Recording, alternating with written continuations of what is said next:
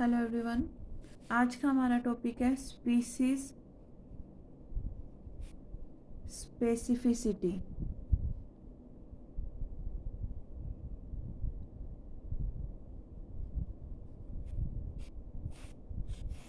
ये del bio में और हम रिप्रोडक्टिव बायो में भी इसे पढ़ सकते हैं। मेनली मैं डेल बायो के रिस्पेक्ट में डिस्कस करूँगी कि कैसे जो एक पर्टिकुलर स्पीसीज़, हम एक पर्टिकुलर स्पीसीज़ के बारे में बात करें कि एक पर्टिकुलर स्पीसीज़ का एग है, वो फर्टिलाइज्ड होता है उसी स्पीसीज़ के स्पर्म से, ना कि दूसरी स्पीसीज़ के स्पर्म से।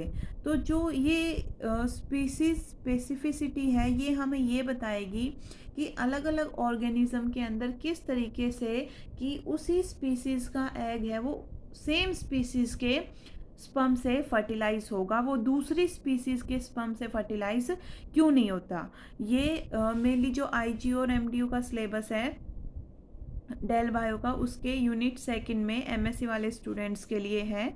यूनिट सेकंड में दूसरा टॉपिक है मोनोस्पर्मी एंड स्पीसीज स्पेसिफिसिटी। तो मैं सिर्फ स्पीसीज स्पेसिफिसिटी को डिस्कस कर रही हूँ। इसके बारे में सबसे पहले एक साइंटिस्ट हुए थे F.R. लिली। F.R. लिली ने 1919 में सबसे पहले स्पीसीज स्पेसिफिसिटी के बारे में बताया था। F.R. Lillie was first to report that specificity of fertilization is due to certain chemicals, कि जो फर्टिलाइजेशन की स्पेसिफिसिटी है वो कुछ सर्टेन केमिकल्स की वजह से है। और ये केमिकल कौन सीक्रेट करता है? ओवा एग भी सीक्रेट करेगा और स्पर्म भी सीक्रेट करेगा। ओवा सीक्रेट करेगा, स्पर्म उसके लिए क्या करेगा? रेस्पॉन्ड करेगा। तो F.R. लिली ने क्या ऑब्जर्व किया था? He was first to report that this specificity of fertilization is due to certain chemical secreted by ova and sperm respond to that chemical. हम बात करें एक्सटर्नल फर्टिलाइजेशन के केस में कि ऐसी स्पीसीज के केस में जहाँ पर क्या होता है? एक्सटर्नल फर्टिलाइजेशन होता है। तो देखो भाई, जैसे ये एक एक्वेटिक मीडियम है, यहाँ पर एक्सटर्नल फर्टिलाइजेशन होता है। यहाँ पर नंबर ऑफ स्पीसीज रहती है, 4-5 नंबर ऑफ स्पीसीज रहती हैं। तो ये एक ही टाइम पे इनका जो सीज़न है, ब्रीडिंग सीज़न है, वो ओवरलैप करता है। तो ये एक टाइम पे सारी स्पीसीज अपने एग भी रिलीज़ करेंगी वाटर में, अपने स्पर्म भी रिलीज़ करेंगी वाटर में। तो कहीं एक स्पीसीज़ का जो एग है वो दूसरी या तीसरी स्पीसीज़ के स्पर्म से फर्टिलाइज ना हो, इस चीज़ को कौन चेक करता है? इस चीज़ को चेक करता है जो हम टॉपिक पढ़ रहे हैं, स्पीसीज स्पेसिफिसिटी। इस चीज़ को क्या करेगा? चेक करेगा, चेक पॉइंट रखेगा। तो उन स्पीसीज के अंदर जिनके अंदर क्या है? एक्सटर्नल फर्टिलाइजेशन है, उनमें क्या होगा? After the release of mature ova and spermatozoa of same species get attach to that egg on lateral side, कि एग को रिलीज किया गया एक्सटर्नल एनवायरनमेंट में, तो एग रिलीज करने के बाद क्या आएगा? वहाँ पे स्पर्म आएगा और स्पर्म आके इसके लेटरल साइड में क्या कर लेगा? अटैच हो जाएगा। और जो ये लेटरल साइड में अटैचमेंट की प्रोसेस है, इसको हम बोलते हैं क्लम्पिंग या फिर एग्लूटिनेशन। ये जो वर्ड है क्लम्पिंग और एग्लूटिनेशन, ये F.R. लिली ने ही यूज़ किया था। फर्टिलाइजिंग, अब जो स्पीसीज स्पेसिफिसिटी है जो F.R. लिली ने एक्सप्लेन की थी, वो उन्होंने एक्सप्लेन की थी fertilising and anti fertilising species specific reaction. Fertilising and anti fertilising species specific reaction, ये F.R. लिली ने बताया था। इसके बारे में उन्होंने क्या एक्सप्लेन किया कि इस प्रोसेस के थ्रू, कि fertilising anti fertilising species specific reaction के थ्रू, उन्होंने कि एग्लूटिनेशन कैसे होता है। ये जो क्लम्पिंग अभी मैंने बताई कि जो स्पर्मेटोजोआ है वो लेटरल साइड ऑफ एग पे जाके बाइंड अप हो जाएगा, उसे हम क्लम्पिंग बोलते हैं। ये जो एग्लूटिनेशन है या फिर जो क्लम्पिंग है, इसका स्पर्मेटोजोआ का एग के लेटरल साइड में अटैच होना, ये fertilizin and anti fertilizin species specific reaction सबसे पहले बताई थी F.R. लिली ने, एक्सप्लेन की थी। उन्होंने क्या बताया कि जो मैच्योर ओवा है, मैच्योर एग है, वो रिलीज करता है एक स्पीसीज स्पेसिफिक सब्सटेंस को, जिसे हम क्या बोलते हैं, फर्टिलाइजिन बोलते हैं। इसके रिस्पॉन्स में जो स्पर्म है, मैच्योर स्पर्म है, मैच्योर स्पर्मेटोजोआ है, वो क्या प्रोड्यूस करता है, वो प्रोड्यूस करेगा एंटी फर्टिलाइजिन को। जो ये फर्टिलाइजिन एंटी फर्टिलाइजिन है ना, ये दोनों क्या है, स्पीसीज स्पेसिफिक है, और ये एक केमिकल लॉक की फॉर्मेशन करेंगे। जब ये दोनों पास आएंगे तो क्या बनाएंगे, केमिकल लॉक बनाएंगे। ठीक है। फर्टिलाइजिन का अगर हम स्ट्रक्चर देखें तो इस तरीके से ये फर्टिलाइजिन का स्ट्रक्चर है। ये जो ये मैंने साइट बनाई है, ये क्या है, स्पर्मोफिलिक, स्पर्म लविंग साइट है। क्या है ये, स्पर्मोफिलिक है, फिलिक साइट है, या फिर स्पर्म लविंग साइट है। हम सबसे पहले बात करते हैं इस फर्टिलाइजिन के बारे में। तो जरा एक मिनट और, कि एक फर्टिलाइजिन का जो मॉलिक्यूल है, उसके पास एक से ज़्यादा स्पर्मोफिलिक साइट्स प्रेजेंट है। इसका मतलब कि एक फर्टिलाइजिन का जो मॉलिक्यूल है, वो एक से ज़्यादा स्पर्म को क्या करवा सकता है, अटैच करवा सकता है। यहाँ पर एक से ज़्यादा स्पर्म क्या हो सकते हैं, अटैच हो सकते हैं। कि एक फर्टिलाइजिन के मॉलिक्यूल के साथ एक से ज़्यादा स्पर्म अटैच हो सकते हैं, और एक स्पर्म एक से ज़्यादा फर्टिलाइजिन के साथ अटैच हो सकता है। जैसे ये क्या है, इस स्पर्मोफिलिक साइट में फिट होने वाले साइट है स्पर्म के ऊपर, तो एक ये इसके साथ, एक यहाँ इसके साथ, इस तरीके से ये एक से ज़्यादा फर्टिलाइजिन के साथ जो एंटी फर्टिलाइजिन ऑफ स्पर्म है वो बाइंड हो सकता है, या फिर एक फर्टिलाइजिन है वो एक से ज़्यादा एंटी फर्टिलाइजिन ऑफ स्पर्म को अपने साथ बाइंड कर सकती है, और इसकी वजह से ही एग्लूटिनेशन की जो प्रोसेस है वो परफॉर्म होगी। जो ये फर्टिलाइजिन एंटी फर्टिलाइजिन रिएक्शन है, ये हाईली स्पीसीज स्पेसिफिक रिएक्शन है। ठीक है।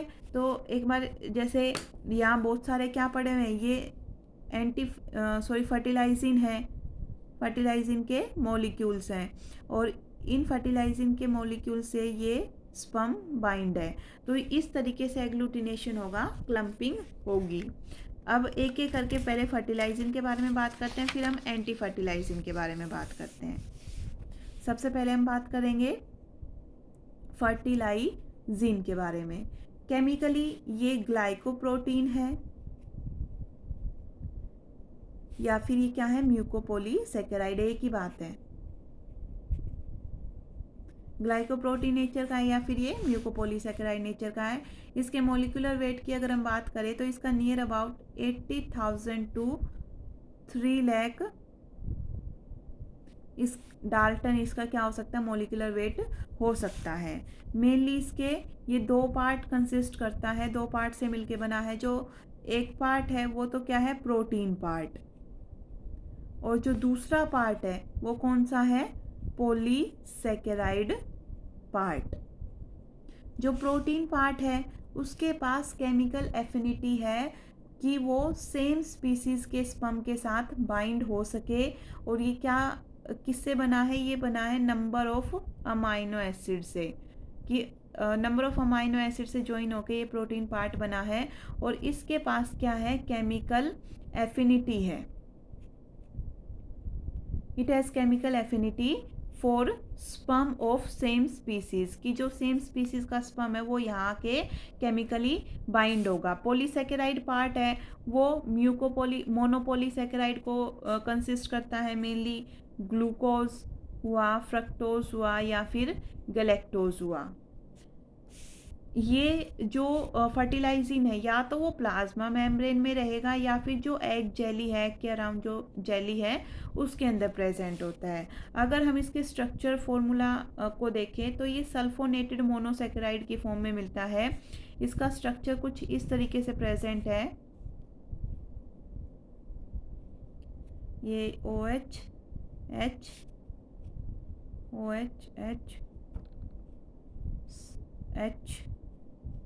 OH सल्फोनेटेड फॉर्म में है एंड HCH2OH। ये स्ट्रक्चर है फर्टिलाइजिन का। फिर हम बात करते हैं किसकी, हम बात करते हैं एंटी फर्टिलाइजिन की।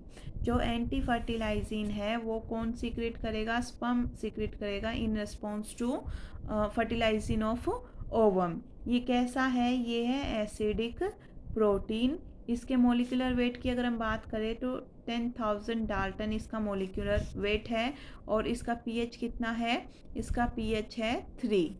एसिडिक नेचर का प्रोटीन है। जो यूनिकनेस है ना फर्टिलाइजिन की और एंटी फर्टिलाइजिन की, वो क्या है कि ये कंबाइन करेंगे एक स्पीसीज स्पेसिफिक मैनर के अंदर। कि जो फर्टिलाइजिन है, एंटी फर्टिलाइजिन है, कि जो एग फर्टिलाइजिन है एक पर्टिकुलर स्पीसीज का, वो रिएक्ट करेगा बेस्ट किसके साथ, कि उसी स्पीसीज के स्पर्म के एंटी फर्टिलाइजिन के साथ। जैसे भाई कुछ रिलेटिवली क्लोज स्पीसीज हैं, उनके फर्टिलाइजिन और एंटी फर्टिलाइजिन की जो रिएक्शन होगी वो वीक रिएक्शन होगी, वो स्ट्रॉन्ग रिएक्शन नहीं होती। फर्टिलाइजिन एंटी फर्टिलाइजिन रिएक्शन है वो स्ट्रॉन्ग कब होगी, जब स्पीसीज सेम होगी। एग और जो स्पर्म है वो सेम स्पीसीज के होंगे। अगर वो आपस में दूर के रिश्तेदार हैं तो उनके अंदर ये जो इंटरेक्शन है, जो रिएक्शन है, वो काफ़ी वीक होगी।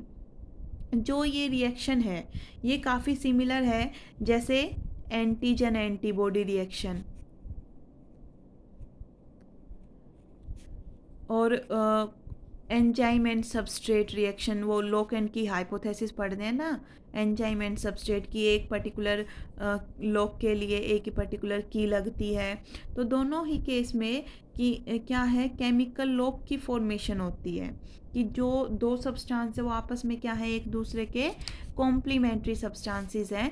कि एक पर्टिकुलर जैसे लोकेन की हाइपोथेसिस के अकॉर्डिंग एंजाइम सबस्ट्रेट के, वैसे ही इसके अंदर की एक पर्टिकुलर जो स्ट्रक्चर है फर्टिलाइजिन का, उसमें उसी तरीके का, उसके कॉम्प्लीमेंट्री तरीके का एंटी फर्टिलाइजिन आके बाइंड हो सकता है, दूसरा बाइंड नहीं होगा तो वो जो रिएक्शन होगी वो कैसी होगी, वीक रिएक्शन होगी। तो ये था fertilizin anti fertilizin reaction, species specific reaction, जो कि एफ.आर. लिली ने बताई थी। एक तो हम स्पीसीज स्पेसिफिसिटी को एफ.आर. लिली के इस क्लम्पिंग या agglutination fertilizin anti fertilizin reaction से एक्सप्लेन कर सकते हैं। दूसरा केस हम लेते हैं सी अर्चिन के केस में, कि सी अर्चिन के केस के थ्रू भी हम इसको एक्सप्लेन कर सकते हैं। In case of sea urchin, आपने एक्रोसोमल रिएक्शन पढ़ाई थी मैं तब, उस टाइम पे नाम सुना होगा बाइंडीन। सी अर्चिन के केस में जो स्पर्म है वो कांटेक्ट करता है किसके साथ, सबसे पहले वो कांटेक्ट करेगा एग की जेली कोट के साथ, जो कि प्रोवाइड करवाती है first species specific recognition event. इसमें क्या है कि जो एग जेली है एक पर्टिकुलर स्पीसीज की, एग जेली किसकी बनी हुई है, सल्फेटेड कार्बोहाइड्रेट की बनी हुई है। और ये जो सल्फेटेड पॉलीसैकेराइड है, कार्बोहाइड्रेट है, ये एक स्पीसीज स्पेसिफिक मैनर में ये कार्बोहाइड्रेट यहाँ पे अरेंज्ड है। तो जो ये एग जेली का कार्बोहाइड्रेट है वो एक स्पीसीज स्पेसिफिक मैनर में एक्टिवेट करेगा एक्रोसोमल रिएक्शन इन स्पर्म के अंदर। अगर दूसरी स्पीसीज का स्पर्म यहाँ पे आके इस एग जेली कोट को रिमूव करने लगता है तो वो नहीं होगा। क्यों? क्योंकि जो सल्फेटेड पॉलीसैकेराइड है वो इसके रिसेप्टर, पर्टिकुलर सल्फेटेड पॉलीसैकेराइड के पर्टिकुलर रिसेप्टर्स प्रेजेंट होते हैं स्पर्म के अंदर, जिनके बीच में जैसे लोकेन की हाइपोथेसिस की तरह इन दोनों के बीच में आपस में स्ट्रॉन्ग रिएक्शन होनी चाहिए। अगर वीक रिएक्शन होती है तो फर्दर एग जेली डिग्रेड नहीं की जाएगी, एक्रोसोमल रिएक्शन स्टार्ट नहीं होंगी। वैसे ही जो एग जेली वाला ये बाइंडिन वाला केस है, पहला इंटरेक्शन तो यहाँ हो गया कि एग जेली के साथ जो स्पर्म है वो इंटरेक्ट करेगा। दूसरा critical species specific binding event कहाँ चलेगा, वो चलेगा कि जब जो स्पर्म है सी अर्चिन का स्पर्म है वो पेनिट्रेट कर चुका है जेली को, एग जेली को, और उसके अंदर एक्रोसोमल प्रोसेस स्टार्ट हो चुकी है। जो स्पर्म है वो एग सरफेस के कांटेक्ट में आया है। तो अब क्या होगा कि अंदर जैसे एक्रोसोमल वेसिकल है यहाँ पर, इसके ये बाइंडिन प्रेजेंट है, ये इन बाइंडिन को क्या किया जाएगा, एक्सपोज किया जाएगा। और इन बाइंडिन के रिसेप्टर कहाँ हैं, वाइटेलाइन एनवेलप के ऊपर है। बाइंडिंग रिसेप्टर्स एग की वाइटेलाइन, जैसे ये एग की वाइटेलाइन एनवेलप है तो यहाँ पर इस तरीके से बाइंडिंग रिसेप्टर है, यहाँ पर स्पर्म के बाइंडिंग आके बाइंड अप होंगे। जैसे ये एक्रोसोमल प्रोसेस, एक्रोसोमल ट्यूब्यूल है, इसके ऊपर इस तरीके से बाइंडिंग प्रेजेंट होंगे। 1977 में 1977 में वैक्वियर और उसके कोवर्कर्स थे, उन्होंने इस बाइंडिंग मॉलिक्यूल को आइसोलेट किया था। ये कैसा है बाइंडिंग मॉलिक्यूल, ये इनसोल्यूबल है। जो इसका वेट है वो 30,500 डाल्टन मोलिकुलर वेट है। और ये कहाँ से मिलता है, ये हमें मिलता है एक्रोसोम वेसिकल से, ठीक है। और ये बाइंड अप होगा एक सेम स्पीसीज के एग के रिसेप्टर के साथ, की जो बाइंडिंग रिसेप्टर है एक सेम स्पीसीज का, जो स्पर्म है उसका बाइंडिंग है वो सेम स्पीसीज के एग के रिसेप्टर के साथ, जो कि वाइटेलाइन एनवेलप के ऊपर प्रेजेंट है, उसके साथ बाइंड होगा। तो जो बायोकेमिकल स्टडीज़ हैं ये क्या शो करती हैं कि जो बाइंडिंग है closely related sea urchin species की, वो डिफरेंट प्रोटीन सीक्वेंस को एक्वायर करती है। कि जो बाइंडिन है एक स्पीसीज का, इसके ऊपर भाई ये बाइंडिन क्या है, इनसोल्यूबल प्रोटीन है, तो प्रोटीन के ऊपर जो अमाइनो एसिड है उसकी सीक्वेंस अलग होगी, दूसरी तीसरी चौथी स्पीसीज।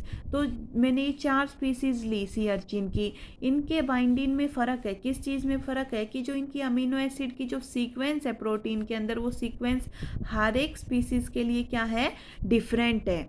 तो इस जो सीक्वेंस है इसको रिकॉग्नाइज कौन करेगा, उसी स्पीसीज का, सेम स्पीसीज का स्पर्म का, एग का रिसेप्टर।